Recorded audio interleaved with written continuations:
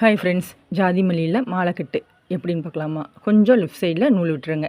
எவ்வளோ பெருசு கட்ட போகிறீங்களோ அந்த அளவு நூல் மட்டும் லெஃப்ட் சைடில் விட்டால் போதும். இப்போ ரெண்டாக பூவை எடுத்து பாருங்கள், சென்டரில் வச்சு நாட் போட்டு அப்படியே திருப்பிக்கங்க. திருப்பிக்கிட்டு நூலை மட்டும் பிடிச்சிட்டு ரெண்டாக வச்சு சுற்றணும். இப்போ இதுக்கு வேறு மெத்தட் இருக்குது. நான் அடுத்த வீடியோவில் அதை போட்டு காட்டுறேன். அது கொஞ்சம் ஈஸியாக இருக்கும். இதுவும் ஈஸி தான். இருந்தாலும் இதில் இத்தனை டவுட் வருது இல்லையா, அதில் அந்த டவுட்டே வராது. நான் கிளியராக சொல்லிடுறேன். இப்போ பாருங்கள், இப்போ இந்த காம்புக்கு நடுவில் எடுக்கணும். இது போல் வச்சுட்டு வரப்போ மல்லி ஒத்த பூவாக வைப்போம் இல்லையா, இது ரெண்டாக வைக்கணும். இது கொஞ்சம் நீட்டு காம்புன்றதுனால கொஞ்சம் பார்க்கவே ரொம்ப அழகாக இருக்கும். இது மலர்ந்ததுக்கப்புறம் இன்னும் அழகாக இருக்கும். மொட்டாக இருக்கப்பையும் நல்லாயிருக்கும். ஏன்னா நீட்டு காம்புனா அந்த கேப்லாம் தெரியும். மலர அந்த கேப்பெல்லாம் அடைச்சிக்கிட்டு பந்து போல் வருங்க. பார்க்கவே அவ்வளோ அழகாக இருக்கும். நான் மலர்ந்ததுக்கப்புறமும் காட்டுறேன் பாருங்கள். இப்போயே மலர ஆரம்பிச்சிடுச்சு.